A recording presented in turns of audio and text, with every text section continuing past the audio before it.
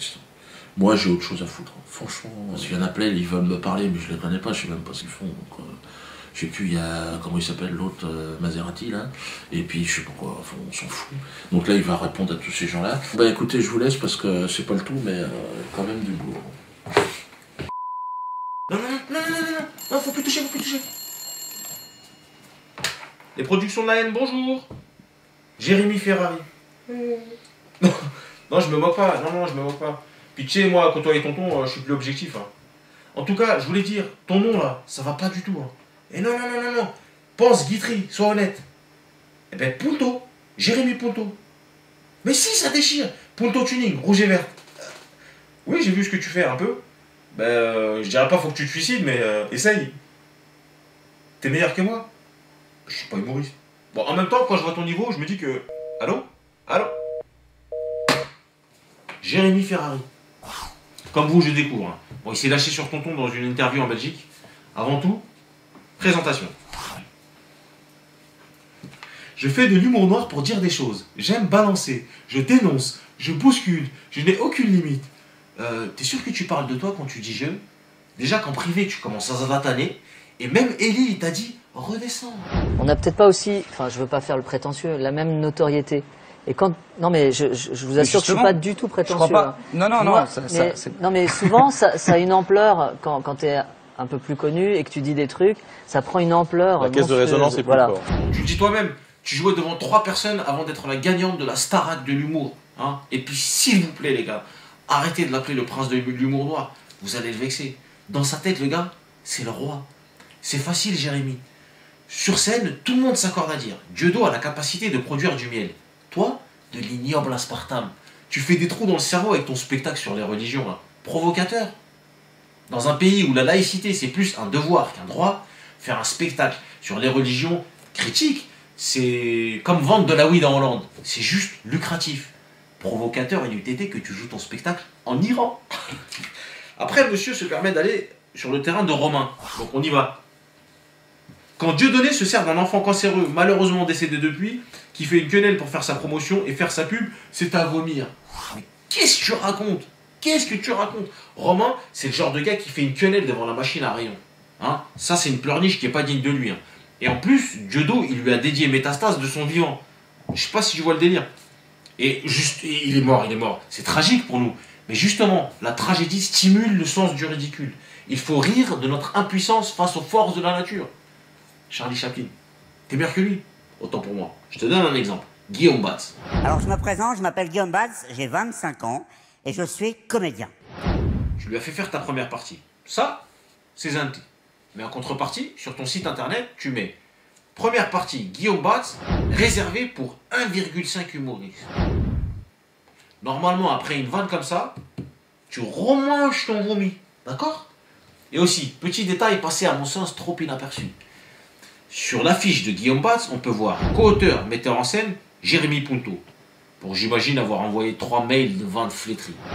Toi, l'altruiste, t'as pas pu t'empêcher d'apposer ton nom sur son affiche. Même si tu lui as fait gratuit, c'est pas la question. Tu lui as fait gratuit. Tu lui reverses les droits d'auteur, hein? Dis-nous. Guillaume Batz, il faut dire hein, si la Punto elle a des mots de poche. Hein, parce qu'il a dit que tonton c'était une machine à fric. 20 ans de projo, il devrait vivre en HLM le négro, c'est ça? Ce que tu sais sur Dieudo, tu le puises dans les médias que tu critiques dans ton prochain spectacle. Pour toi, il passe du mur à Souzoua et il abdique. Je t'explique. Quand tu ne peux pas mater un adversaire, tu ne réponds pas à la provocation. Économie de matériel. Et tu reviens discrètement, comme une ex au printemps. En face, c'est le Conseil d'État. C'est pas Catherine Barma, ok? Selon toi, il aurait sali la liberté d'expression. Il a perdu ton admiration et son statut d'humoriste. Bon, le statut d'humoriste, on essaie de gérer. Par contre, ton admiration, ici à la prod, c'est ambiance France Télécom. Il dit non, du tout. T'es pas un ouf, toi. Hein, franchement. Bon, j'arrête parce que je crains les représailles. Nous, il y a les dieudonistes en colère. Lui, c'est les Ferrarettes enragés. Bon, plus ou moins, il est l'agent commercial des Ferrarettes. Ma mère est très fan de Claude François et je sais pas, c'est parti comme ça sur une déconne avec les Claudettes et tout ça. Et puis il y a un groupe qui s'est créé un petit peu au départ en se marrant qui s'appelait les Ferrarettes. Au départ c'était pour me faire sourire. Et puis ce groupe a grandi, a grossi. Puis c'est un temps, je crois qu'elles sont 1000 ou 1500. Et partout où je vais, il y a toujours des Ferrarettes quelque part, machin, qui observent, qui épient et c'est hyper touchant. Et voilà, c'est assez rigolo. Franchement, Jérémy Ferrari, il est trop beau, quoi. Donc les filles, si vous voulez venir à l'association, c'est 180 € par mois. Et vous pouvez bénéficier pour la Ferrari Night. Et ça veut dire que Jérémy Ferrari sera devant le miroir pendant 24 heures. Il met ce spectacle en boucle. Et puis, ben, nous, on est loin derrière. Et puis, bon, ben, si vous avez la chance, vous êtes une belle femme comme moi, je ressemble à Beyoncé. Ben, peut-être... Bon, c'est pas vraiment... C'est plus... Mais, il fait le nose fucking. Bon, après la punto, elle embraye sur Ruquier.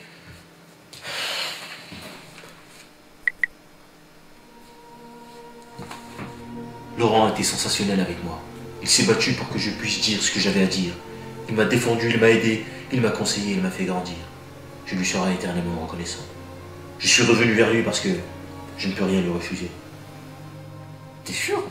Mais s'il te propose de taffer l'oignon avec un concombre, hein? Et tu fais un didgeridoo?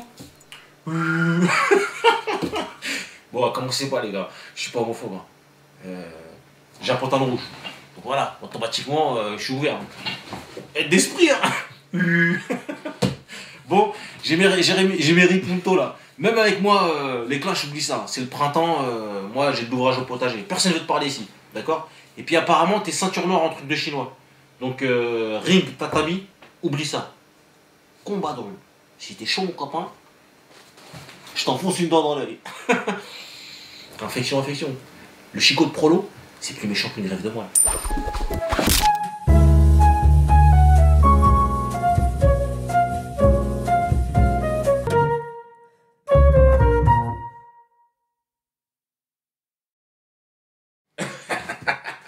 Ouais, c'est le t-shirt Le Mur, le spectacle interdit, qui va bientôt sortir en DVD. Avec, il y aura 3 spectacles dedans, il y aura Le Mariage pour tous et puis il y a Sous-Oie. Donc n'hésitez pas avec le spectacle interdit. Alors il y en a qui disent ouais Lolo, tu fais beaucoup de business. Va te faire enculer. À ton avis, c'est quoi l'indépendance?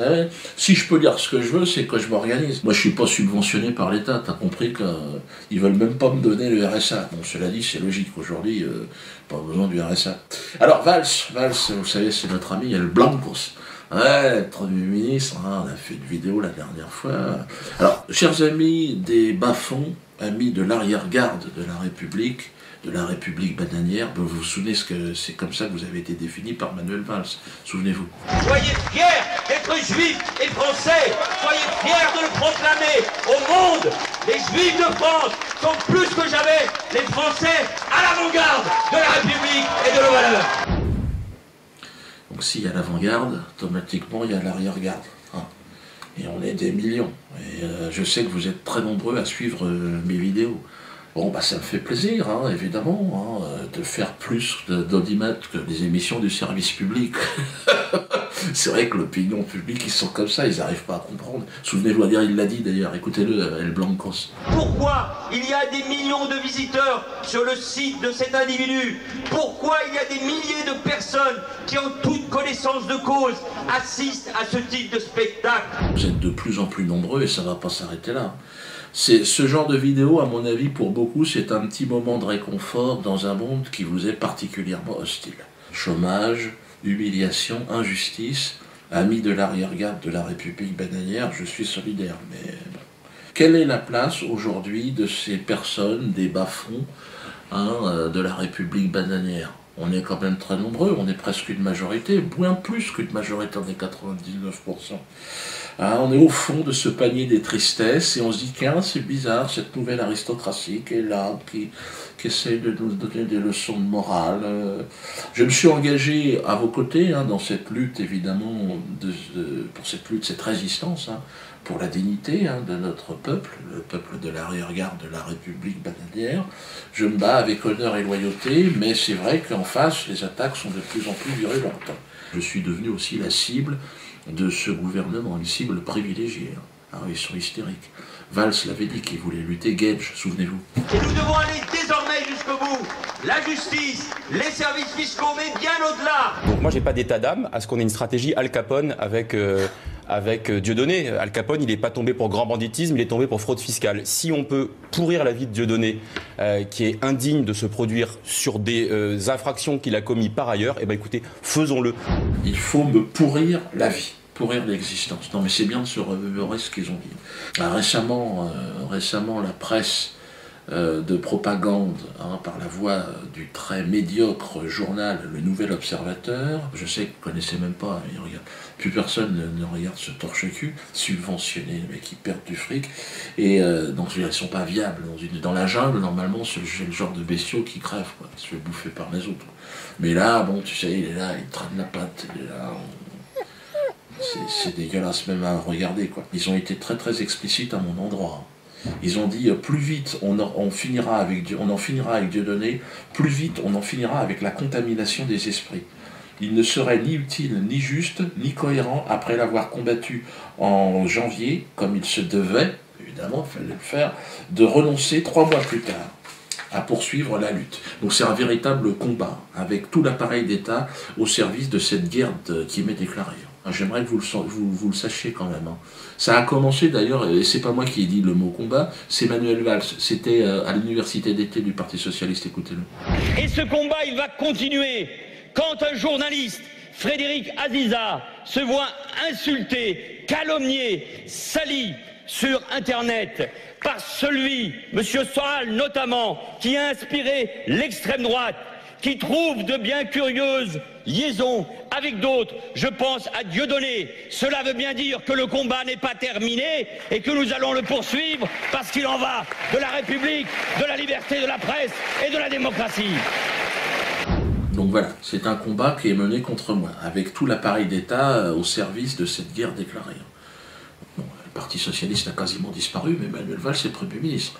Donc là c'est chaud. Dernière attaque en date, la société qui produit mes spectacles a reçu 20 lettres accusées de réception d'un organisme qui se nomme Centre National de la Chanson et des Variétés et du Jazz. Alors j'ai dit tiens super, ils nous envoient un DVD, un CD parce que j'aime le jazz. Ah j'adore ça, bon, c'est mon truc quoi. Et je comprenais pas, alors j'ai pris un des feuillets au hasard, et enfin ils sont tous comme ça. Et en fait non, c'est titre des recettes. Donc ils m'envoient des trucs. J'ai dit merde, qu'est-ce que c'est que ce truc? Parce qu'ils me considèrent maintenant comme faisant partie de la variété, de la chanson et du jazz. Alors c'est bizarre. Parce que là, je comprends pas très bien. Donc là, ils disent que j'ai joué à l'Acropolis à Nice, et j'ai jamais joué là-bas, et ils disent vous avez fait tant de recettes et vous devez tant. Mais j'y étais pas. Ah, c'est pas grave. Ah merde. Ah, ouais. C'est un faux. Alors cet organisme, si vous voulez, qui est sous tutelle donc du ministère de la Culture, est chargé de prélever des taxes auprès de gens qui sont considérés comme des artistes de variété, de jazz et aussi de sketch. Bon, moi c'est compliqué parce que c'est pas vraiment des sketchs, il y a un fil conducteur. Donc nous on n'a jamais su comment se positionner par rapport à ça. Mais aujourd'hui ils voudraient me réintégrer dans la grande famille des artistes. C'est gentil. C'est gentil, Philippe Petit. Mais c'est bizarre parce que Philippe Petit, donc l'actuel ministre de la Culture, ne me considère pas comme un artiste. Regardez ce qu'elle raconte. Pour ma part, je considère que Dieudonné n'est plus aujourd'hui un artiste ni même un humoriste. Il a franchi toutes les limites. Il se comporte comme un militant politique, un militant d'extrême droite, un militant négationniste. Ah, je comprends pas. Qu'est-ce qui se passe, Aurélie? Alors finalement, je suis un artiste. Quelque part, moi, ça m'intéresse de rentrer dans une case, si c'est possible. Mais il faut que j'ai un courrier signé d'Aurélie Philippe Petit. Je suis un artiste ou pas de jazz? Parce que là, on ne comprend rien à ce que vous faites. Et puis, Aurélie, c'est un organisme de tutelle. Ça, c'est un faux. C'est-à-dire que vous m'envoyez des faux officiels. Donc là, Aurélie, on va aller devant le juge.